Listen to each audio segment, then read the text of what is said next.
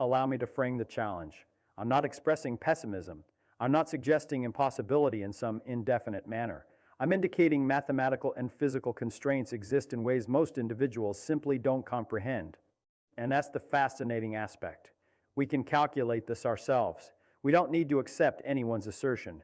Let's begin with something straightforward: distance. You understand, space is genuinely immense. And I intend that in a manner your mind probably hasn't fully grasped yet. The nearest star to us, not another galaxy, merely the closest star, is Proxima Centauri. It's approximately 4.24 light years distant. Now, what does that signify? That signifies light. The fastest entity we know, the universe's own speed limit, requires 4.24 years to reach us from that star, simply to arrive there with a radio transmission, simply to arrive there with light. Allow me to provide perspective. We've been investigating space with rockets for approximately 70 years currently. Our swiftest spacecraft ever, and I mean the absolute swiftest, is the Parker Solar Probe. It travels about 120 miles per second. That's rapid. That's remarkable. Yet let's perform the calculation. If you traveled at 120 miles per second continuously without decelerating, it would require you 1.1 million years to reach Proxima Centauri. 1.1 million years, not a transcription error. Allow me to repeat that so you truly comprehend. At our swiftest speed currently, utilizing our finest technology, a journey to the nearest star would require longer than humanity has existed as a species. The pyramids are 5,000 years old. This journey would be 220 times lengthier than that. Now you might protest, well, surely we'll construct improved rockets. Surely technology will advance. And yes, perhaps it will. Yet here's where mathematics becomes relevant. And mathematics doesn't compromise. This is where individuals become confused. They assume that if we merely work diligently enough, if we allocate sufficient funds to the challenge, if we're ingenious enough, we can overcome it. Yet certain challenges aren't technological challenges. They're physical challenges. They're embedded within reality's very structure. You understand, light speed isn't a restriction we established. It's not comparable to a speed restriction on a roadway that we can violate. Light represents causality's speed throughout the universe. It's the velocity at which gravity propagates. It's the velocity at which space-time's very fabric communicates with itself. When you attempt to accelerate a massive object, that's any object possessing mass like a spacecraft, as it accelerates faster approaching light speed, something remarkable occurs. Its mass increases. Not merely its apparent mass, but its actual resistance to acceleration increases. This derives directly from Einstein's equation E=L m². Yet a more comprehensive version exists that informs us about acceleration. As you accelerate an object, its energy increases and its energy relates to its mass. The closer you approach light speed, the more energy you require to accelerate it further. At light speed itself, you would require infinite energy. Infinite. Not substantial, not enormous. Infinite. And you cannot possess infinite energy because the universe doesn't function that way. This isn't a technological obstacle. This isn't something we can engineer around. This represents space-time's very structure. It's the universe's geometry. To exceed light speed, you would need to violate relativity's fundamental mathematics. You would need to alter causality's nature. You would need to permit events occurring before their causes, and then time travel becomes feasible and causality disintegrates. So allow me to question you. Do you believe the universe made an error? Do you believe physicists discovered something incorrect? No. This has been examined, validated, confirmed repeatedly for over 100 years. Light speed isn't an obstacle we can surpass. It's a boundary that defines reality itself. Now, some individuals become resourceful. They propose, all right, we cannot exceed light speed. Yet what if we merely travel extremely rapidly? What if we travel at 90% light speed, 99%? And yes, you could accomplish that. Theoretically, no physical law prohibits reaching 99% light speed. It would merely require fantastic quantities of energy, and you'd encounter complications we haven't even begun discussing yet. Yet let's perform the calculation anyway, because the calculation matters. If you could construct a spacecraft traveling at 99% light speed, and remember, this is utterly impractical. It requires energies far beyond what any civilization could reasonably accumulate. It would still require you 4.28 years to reach Proxima Centauri, and Proxima Centauri represents our nearest neighbor. 4.28 years. The United States hasn't even existed that long. Yet here's the aspect that genuinely affects individuals. You'd need to decelerate upon arrival. You'd need to reduce speed because if you're traveling at 99% light speed and you encounter something, a dust particle, a micrometeorite, anything, the collision would be catastrophic. It would resemble an explosive device. A grain-sized dust fragment would release energy comparable to a nuclear detonation. Consequently, you need to reduce speed. You need to match the velocity of whatever star system you're entering. That's non-negotiable. That means you require half your fuel merely to decelerate. Some individuals suggest more. And where does that fuel originate? You must transport it with you. So now your spacecraft needs to be twice as massive. And if it's twice as massive, you need more energy to accelerate it initially. Physics doesn't permit shortcuts. This is termed the rocket equation. It was developed by individuals like Konstantin Tsiolkovsky, and it's elegantly straightforward, yet ruthlessly honest. If you desire achieving high speeds, if you desire accelerating a large spacecraft, the fuel mass required expands exponentially, not linearly, exponentially. You need more fuel than you could possibly transport. Some researchers have proposed intriguing concepts. They discuss nuclear fusion drives. They discuss antimatter engines. They discuss laser sails. And these aren't poor concepts. They're actually quite ingenious. Yet allow me to inform you what realistic projections indicate. Even with a nuclear fusion drive, which we haven't really perfected yet, you could reach Alpha Centauri in perhaps 150 to 500 years. That's the optimistic estimate with technology we haven't even constructed yet. And another complication exists that individuals don't really contemplate sufficiently deeply. When you're traveling through space, you're not traveling through a vacuum. Well, technically it is a vacuum. Minimal material exists there, yet something exists. The interstellar medium exists. Hydrogen atoms exist. Dust exists. Cosmic rays exist. And if you're traveling at high speeds, at a significant fraction of light speed, these particles become extraordinarily dangerous. The hydrogen atoms transform into ionizing radiation. They can destroy your spacecraft internally, they can eliminate your crew, they can damage your electronics. You require shielding, you require protection. Yet shielding adds mass, and heavier vessels require more fuel. And we're back to the rocket equation complication again. The mathematics simply continuously works against us. Now let's discuss the biological complication because this proves essential. Let's assume, and this represents a substantial assumption, let's assume we resolved the propulsion complication somehow. Let's assume we constructed a magical rocket capable of 10% light speed. That's still 42.4 years to Proxima Centauri. 42.4 years. What would you do for 42.4 years within a spacecraft?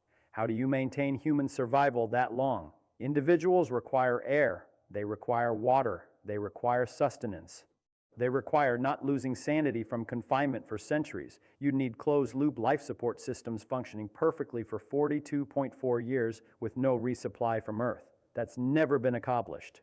The International Space Station has been operational for approximately 20 years, and it receives regular resupplies.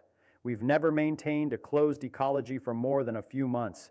Some individuals suggest hibernation. They propose, all right, place everyone in suspended animation and they'll sleep through the journey. That's science fiction. We cannot accomplish that. We've never accomplished it with anything larger than a human cell. The human body is incredibly complex. Ice crystals form within your cells. Proteins denature. Metabolic processes cease. And when you attempt to revive them, everything malfunctions. Perhaps eventually we'll determine how. Yet not currently, not soon. And even if we did, even if we determined how to safely hibernate humans for 42.4 years, another complication exists: time dilation. You understand, when you're traveling extremely rapidly relative to an observer, time actually decelerates for you. This represents relativity. It's genuine. It's been measured. It's not science fiction. If you traveled at 90% light speed for what feels like 100 years to you, 230 years would elapse on Earth. Your civilization would transform beyond recognition. The individuals who dispatched you would be deceased long ago. Their descendants might not care about you any longer. Your mission would be obsolete. So, allow me to question you about something.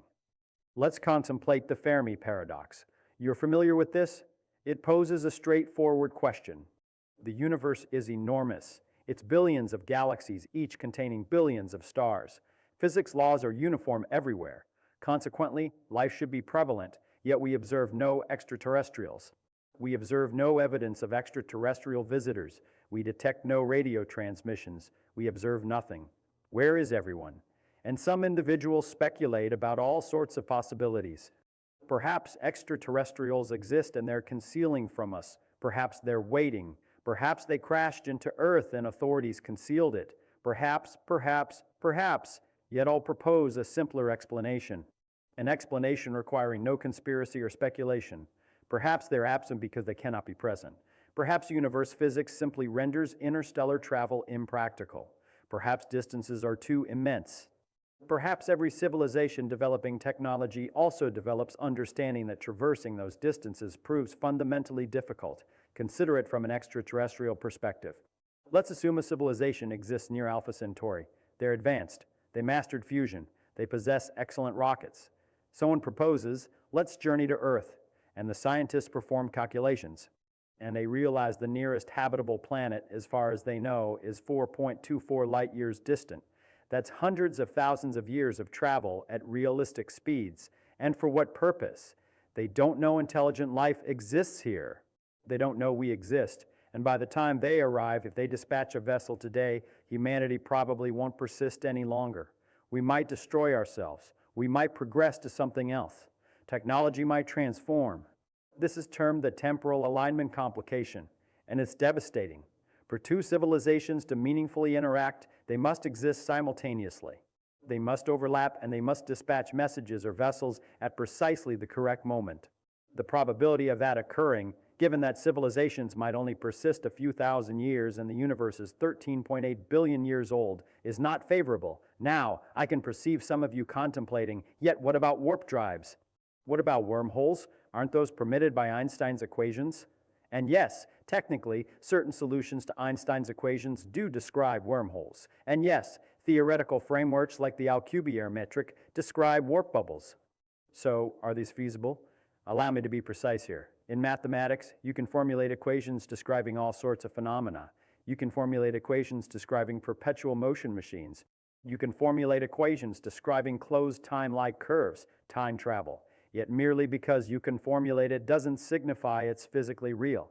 Merely because the mathematics is consistent doesn't signify nature permits it. For a wormhole to be traversable, to actually function for traveling from point A to point B, you would require something termed exotic matter. Matter possessing negative energy density. Matter generating anti-gravity. We've never observed this. We don't know if it exists. And if it does exist, we'd need an enormous quantity of it, sufficient to stabilize a wormhole thousands of kilometers across. Where would you obtain this material? How much energy would it necessitate? Calculations suggest we're discussing energy on the scale of, well, it's challenging even to describe. More energy than a civilization could reasonably harness. And here's the aspect. Even if you could create a wormhole, even if you possess this magical exotic matter, you'd probably only achieve a one-way journey. You'd need another wormhole to return. You'd need two of these civilization-spanning engineering projects merely to visit neighbors and return home. Certain physicists, intelligent individuals, have suggested that perhaps such things are forbidden by unknown physics. Perhaps some principle exists we haven't discovered yet that prevents these shortcuts. Stephen Hawking suggested something termed the chronology protection conjecture. The concept that physics laws might conspire to prevent time travel, to protect causality. Perhaps something similar exists preventing traversable wormholes. Perhaps mathematics permits them, yet nature doesn't. And honestly, given everything we understand about how the universe functions, how elegant it is, how it prevents cheating, I would wager on that interpretation. The universe appears designed, or rather, it is evolved through physical law to prevent shortcuts. It prevents faster-than-light travel. It prevents time travel. It prevents time travel. It prevents paradoxes. It probably prevents wormholes as well. So, let's step back. Let's summarize what we actually understand. We understand light speed represents a genuine limit. It's not a suggestion. It's space-time structure. We understand that even approaching this speed requires fantastic quantities of energy. We understand that traveling between stars at realistic speeds requires hundreds of thousands of years minimum. We understand that maintaining human survival for that duration represents a complication we haven't resolved, and might never resolve.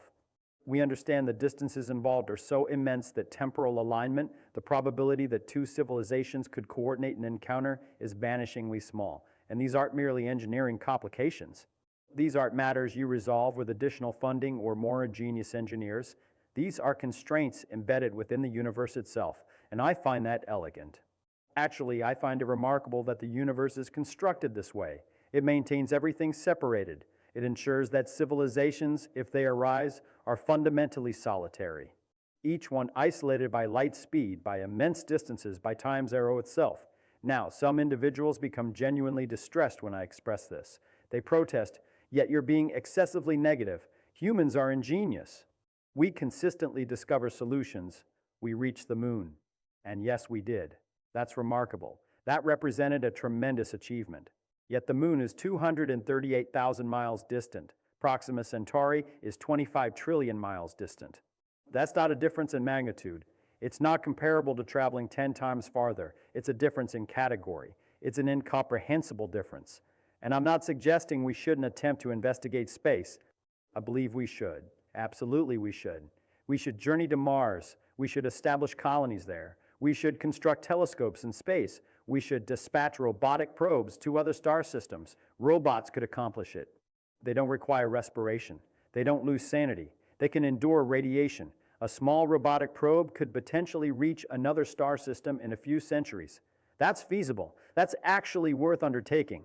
Yet humans, biological humans as we currently exist, we're probably not going to visit other stars, and certainly not other galaxies. And it's not because we're insufficiently ingenious. It's because the universe is excessively vast. It's because physics laws don't align with our aspirations. You know what I believe is genuinely fascinating?